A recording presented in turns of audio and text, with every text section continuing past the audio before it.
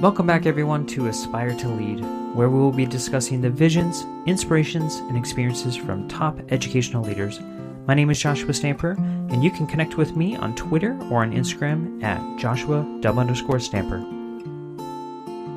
All right, Aspire leaders and Teach Better family, thank you so much for joining once again this week. I have a phenomenal, and I say that with emphasis, phenomenal guest that has been on the Aspire to Lead podcast before. However, she had to share the stage with some crazy guy named George Kuros, and we had to get rid of him. Just Katie back. More Katie, less George. That's what you're getting.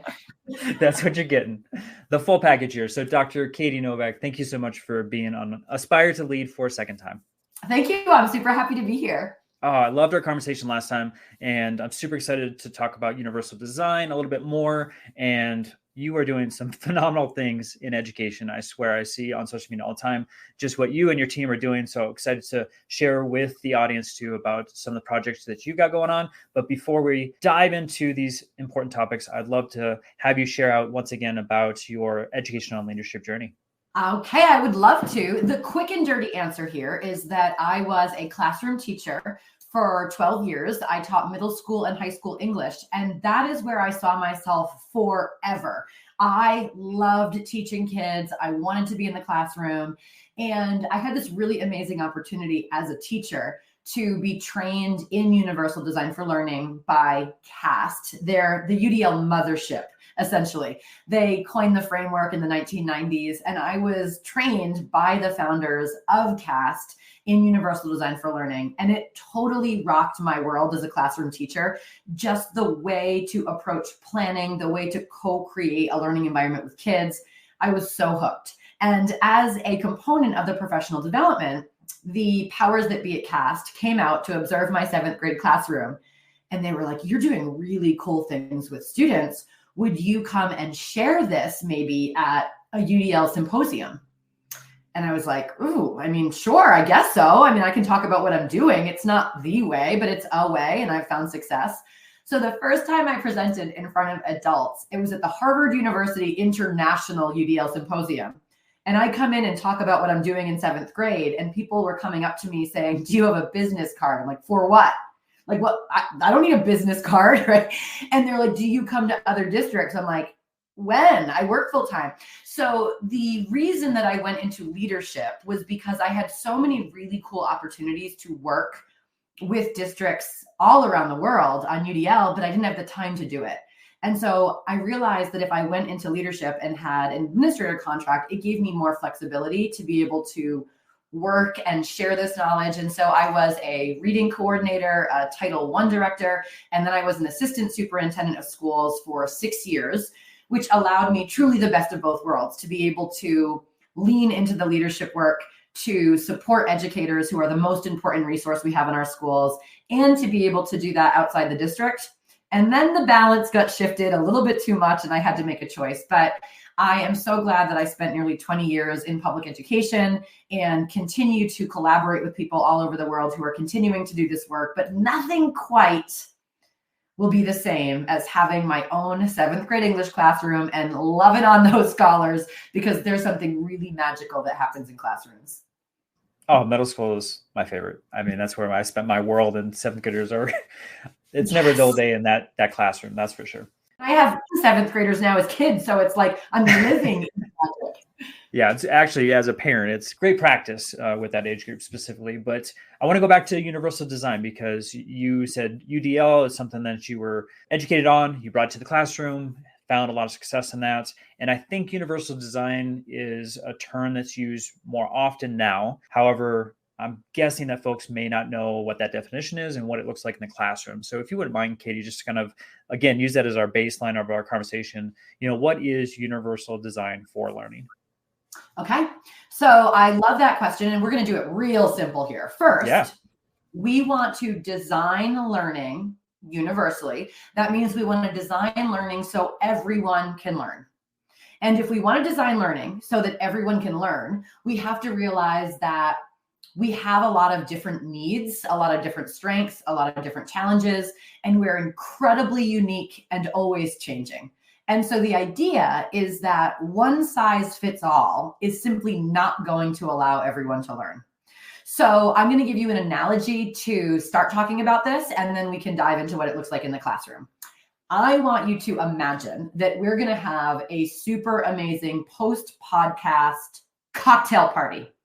And the goal is that everyone is going to have like an amazing drink they enjoy. And my signature drink is a chocolate peanut butter mudslide. And it's amazing. And I could milk the cows myself, for goodness sake, and put so much time and effort into this. But the spoiler alert is, we know that that's a really inaccessible drink. That is like the mother of exclusionary drinks because it has lactose, it has nuts, it has gluten, it has alcohol. And if my goal is I want everyone to have a drink, I simply cannot only serve this chocolate peanut butter mudslide. It doesn't matter how much effort I put into it. It doesn't matter how much people love me and tell me that I am the greatest cocktail connoisseur of our generation. There's something exclusionary about the design of that cocktail.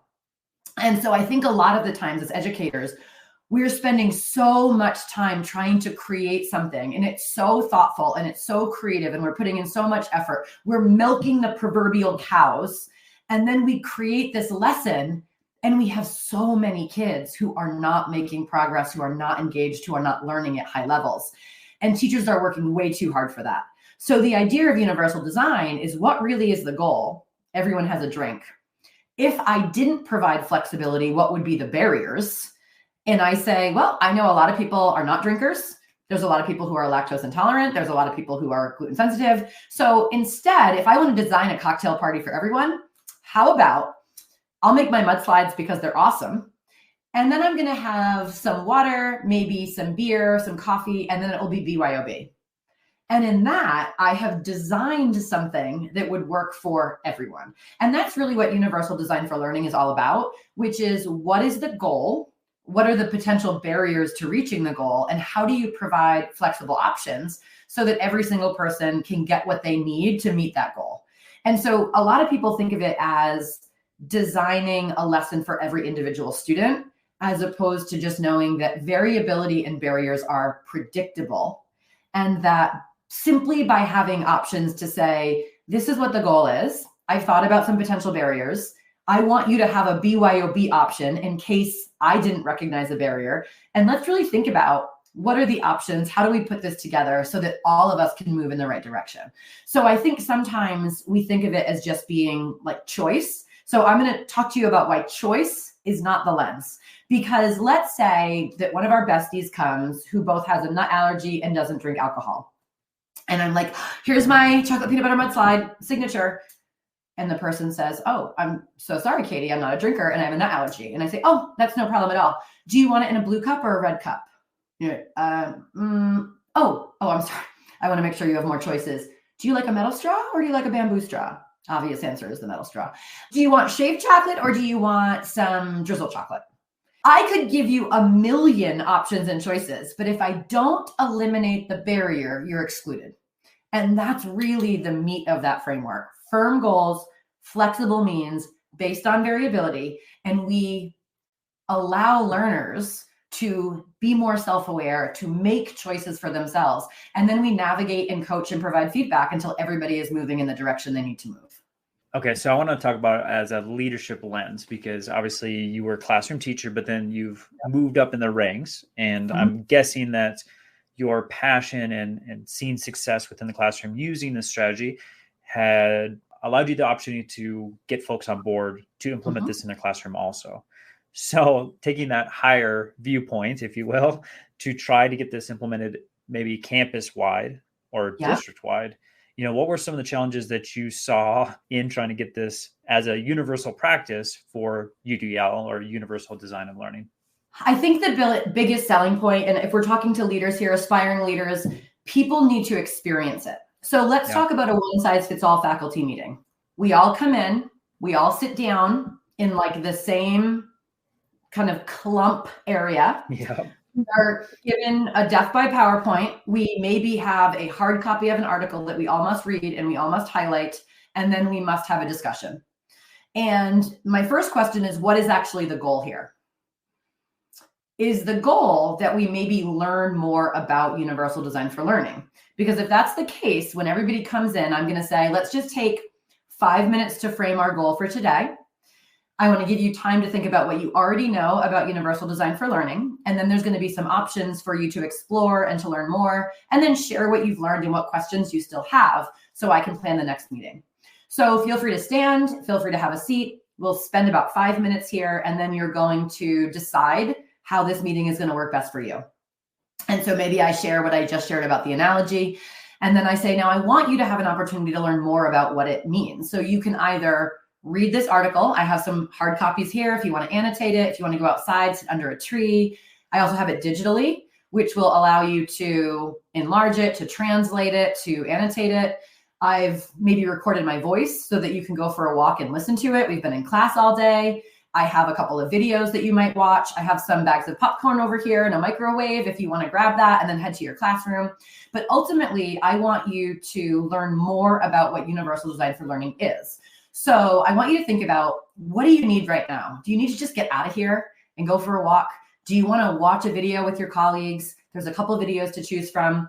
And then we'll all gather back here for the last 15 minutes. And you're going to answer, what have you learned about UDL? And you can choose to do that in a conversation. You can choose to do that in a notebook and give it to me in an exit ticket, or you can choose to put your ideas in a survey and let me know what you need next. And I am always available to you if you need anything. So as professionals, as adults, take a moment, come up with your strategy, and then we'll check back in here and just see how it's going for you. And when you do that and ask feedback, people have said to me, I'm allowed to leave the room. I'm like, what are you talking about? Are you allowed to leave? School is over and you're like a very professional. Yes, you can go outside. But I think that so often, even as leaders, we say, we want you to be more flexible. We want you to share your goals. And then we ourselves go back to this one size fits all. And I think one of the most powerful things that we can do is to start off every meeting saying, this is really what the goal is. And these are all the ways that you could learn. And these are all the ways that you could share your learning. And am I missing anything here? Is there another way you want to do this?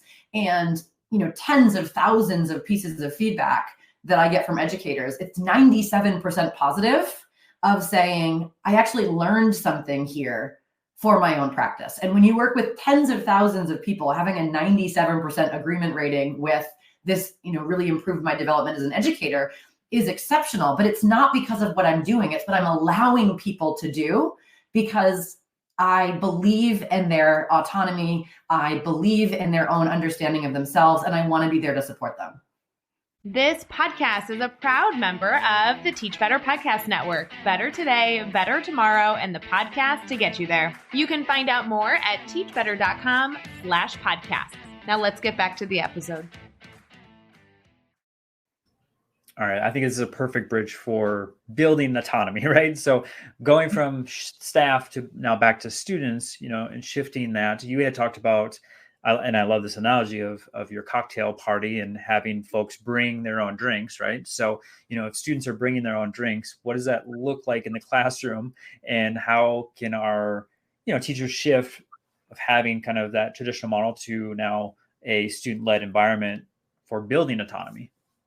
So Kat Tucker and I, we've written 3 books together all about this concept of shifting to the learner. So if you're an aspiring leader, we want to co-create with our educators. If you're in the classroom, we want to co-create with our students. And This bring your own learning option is a lot of the times as teachers, we're thinking that we have to be the ones to curate all this content. So we have to find 5 texts that we feel like are worthy enough for students to read so that they can have this experience, as opposed to, I'm going to choose one really culturally responsive text. We're going to closely read it. And then students are going to make their own text sets to compare and contrast it with a piece of nonfiction, a video or a podcast, something on social media.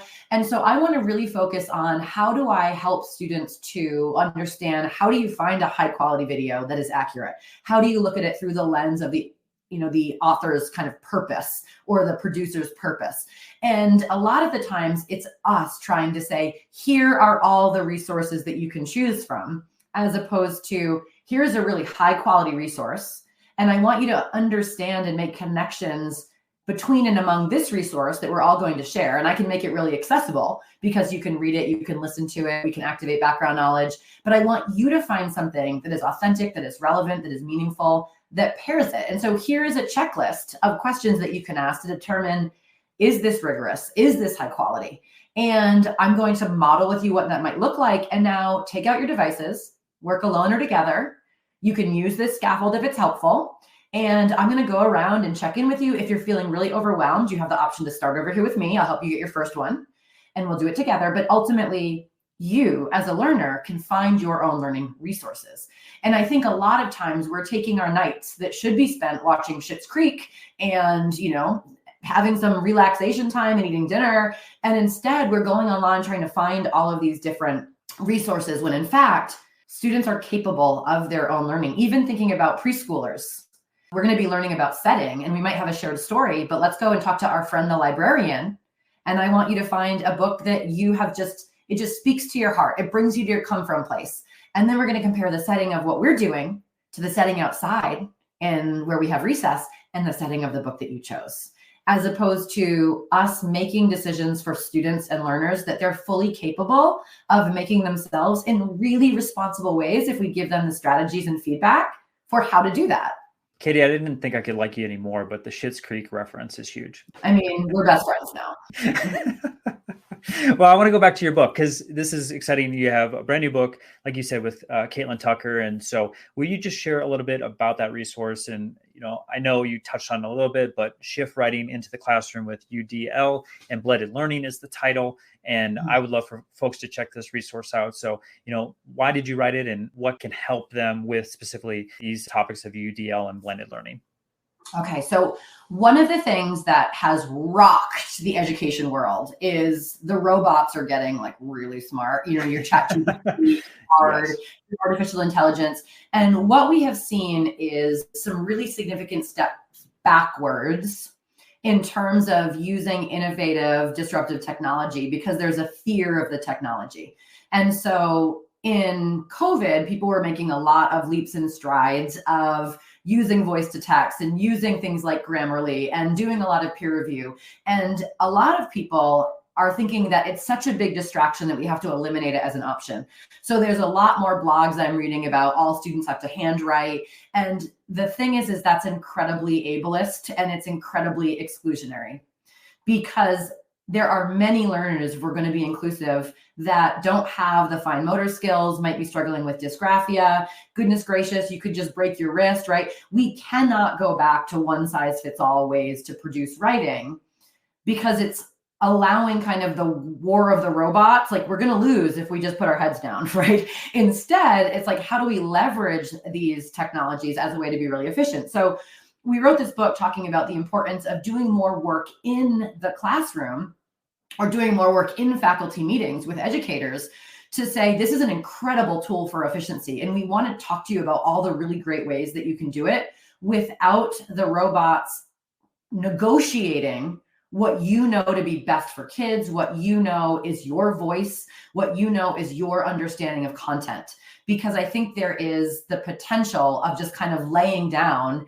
and saying, okay, plan the lesson for me or write the essay for me. And we're going to lose that human element of that I know these kids and I want to be able to do what I do best, which is really deep connections, understanding barriers, helping to provide feedback, pulling small groups based on formative assessment data.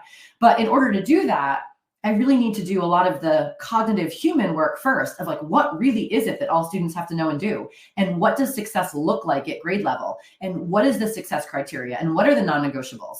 And then we can go to these tools and say, are there more ways to do this? But I think that in classrooms, we often just eliminate those flexible options. And we say to students, now you have to write it by hand. And what Kat and I say is essentially both of us are professional writers. We've written multiple books. I've written multiple articles. You have no idea the tools that I use to write. You don't know what my pre-writing process looks like, whether it's having a conversation with colleagues, whether it's doing research, whether it's a brainstorm, whether it's a free write. You don't know my planning process. It could be a graphic organizer. It could be an outline. It could be a free write. It could be a storyboard. You don't know how I draft. by hand, by voice, by typing. You don't know how often I get a peer review, how often I ask for feedback, how often I use Grammarly. And I am still able to produce something that I feel like is wholly mine. It is my voice. If you heard me talk, if you saw something that I wrote, you'd say, okay, it's trends, right? The problem is that we often eliminate those same options for students. We say, you have to fill out a graphic organizer. You have to draft by hand. You have to do it this way. And then some students are left to think that they don't have the ability to write something brilliant and unique. And if we can get students to realize their voice, the power of their voice, by giving them these options to say, these are all the different ways that people can go through pre-writing. And we're going to try each of those. We're going to do a little Goldilocks, right? We're all going to try out what it looks like to brainstorm, to research, to do this. We're going to talk about, how do you create an outline? How do you create a graphic organizer? How do you do that? And then I really want you to think about like, what actually works for you? And if I sit with a kid and they go through the process of explaining what they're trying to say, they show me how they want to organize it. We have conversations, they share with their peers. That's fine if they then use any of these tools, because I can say, I don't think that's how you wanted to say it. I feel like you're losing yourself here. And when we are trying to have these transferable skills, to be great communicators, to be critical thinkers, to be problem solvers, that for them in the future will require the use of all of these tools. And so we have to teach them how to use them responsibly. And that means that we have to spend more time with the relationship, with the conversations. And so the book is really trying to give lots of flexible options and choices to allow students to really develop their understanding of a topic, what they're trying to say, how they want to say it, and then leveraging these tools to do that in a way that is more efficient, but that everybody reads it and says, yep, that's Katie's writing. All right, I want to dig a little deeper on this topic of technology, because I'm 100% shaking my head. I saw with my own staff, right? We, during COVID, dove into all of these different tools and really relied on technology. And then as soon as everyone got back on the campus, it was like, oh, let's go back to normal, right? In quotations. Mm-hmm. What was normal? Well, really it's traditional practices, especially when you talk about writing. And so I think fear was kind of this black cloud over everyone of, if we have all this technology in the classroom, it's going to be a distraction. Mm-hmm. I know that you talk about this often. So, for our leaders and for maybe just educators in general that are listening right now, how can teachers balance that use of technology as a valuable tool, but at the same time, minimizing the potential distraction? I mean, I think a lot of it is conversations, and I don't think that this is only for students. I work predominantly with adults. Yep. I teach them graduate courses. I do a lot of professional learning with adults, and phones are a distraction for all humans. It's not students. I am like uniquely guilty of, oh, I just got a notification on email. I'll just check it real quick. Oh, there's a Facebook ad there. That's that. Oh, I wanted that. And then suddenly you're like, oh, what happened, right? And so I think a lot of it is just, first of all, having conversations at the beginning to say, what do you need to do to really focus here? And it might mean to turn off your notifications, which if you're a superintendent of schools, you're not turning off your notifications, right? Like that is just the reality of a position, is that you have to be available. So I'm like, think about your position. And then I want you to share with someone. You don't have to share it with me. You could share it via text. You could write it down. What would you have to do to be totally responsible in your job and as focused as you could be with me? And we all know the answer. Right? If you're in a webinar, everybody knows you turn off your notification, you put your phone away, you take your watch off, you put your camera on, you take out a notebook, you're ready to go, right? Like that's what I need to do. Do I do that in webinars? Yes, every time. No, that is a lie. And if somebody says at the beginning of a webinar, think about what you need to do. This is what we're learning today. Honor yourself. You don't get a lot of time for learning. Right? Just take a break from the emails. I promise you, in 20 minutes, I'll give you a 5-minute break to look at it. I understand you have kids, you have schools to run. That's more important than what you're doing here. But like as much as you can, really try to focus here. And I think that having those conversations with students and explaining to them, we're really going to focus here. Your notifications are going to be really distracting. This is why I'm asking you to put the phones away. There's a lot of research that having the notifications is problematic. And if you don't feel comfortable putting it over in that space, I understand, but it really can't be out because we really need to focus here. Now you do have a Chromebook. And even then, sometimes there's this temptation to go on Minecraft or listen to music. And what are some things that you do to try to like minimize those distractions and just start having those conversations? And then when you see students who do not make the most responsible decisions, if we have great relationships, we can check in and be like, it looks like you're a little bit distracted. Is everything okay? Is there anything we can do to get you back on? And if it keeps happening, certainly we are responsible for student learning. And I might say, you know what, today, let's just switch to another option, because it's like, you're not learning today and you're so brilliant. And it pains me to see you distracted, and then we'll try again tomorrow. And I think that we're expecting perfection when this work is about growth. And last night, my husband and I were talking just about, like, if we are continually blocking students' availability to technology, and then they go into college and they're on their own, and they don't know how to minimize the distraction on their own, if they don't know how to self-regulate, we're going to be in trouble. And so just like anything, at the beginning of sessions, I often will say, I would love for you to make a to-do list of everything you're overwhelmed about, a professional column and a personal column. You can text somebody, you can write it down, you can have a conversation, but like, think about all the things that you have to do that you're super, super overwhelmed with, and let's just get it out on the table. And then think about how many of those things really need to happen right now. And if they need to happen right now, please step out and take care of it. Truly, if it's going to bother you and you won't be able to focus, like, this is not me being fresh. This is truly, I want to honor you in the hierarchy of your life. Professional development with Katie Novak is not a foundational layer. And then I also promise every half hour to give you a win block that stands for what I need. And there might be a prize for the person who gets the most things off their list, right? So let's focus on learning, and then let's like jam out that to-do list. And I've gotten really good feedback even about that, of like, I was so much less distracted than I would have been if we didn't start in that way. Oh, I love that so much. All right, Katie, I know my listeners have probably been scribbling notes frantically as you've been talking, because you're just throwing out such wisdom, but I also want folks to take an actionable step. So, you know, if they're to do something tomorrow or next week to enhance their leadership journey, what would be one thing? And if you want to cheat, you can do more than one, but I know it's hard. But if one thing for them to do to make sure they're the best leader they can possibly be.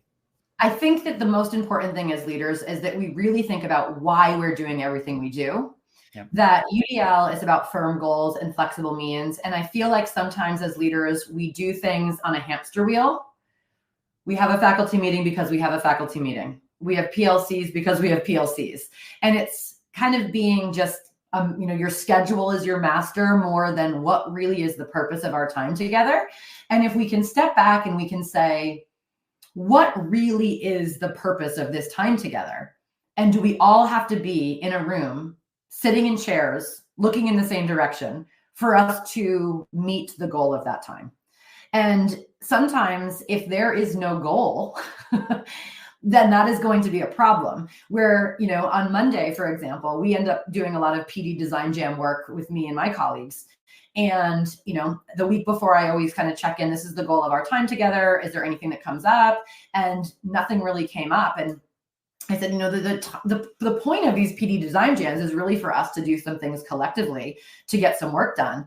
And so it's optional.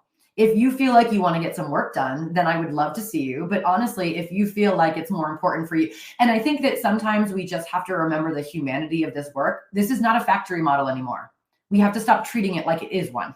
So we must have a meeting. It must be 1 hour. It must be in this room. Like, that's made up.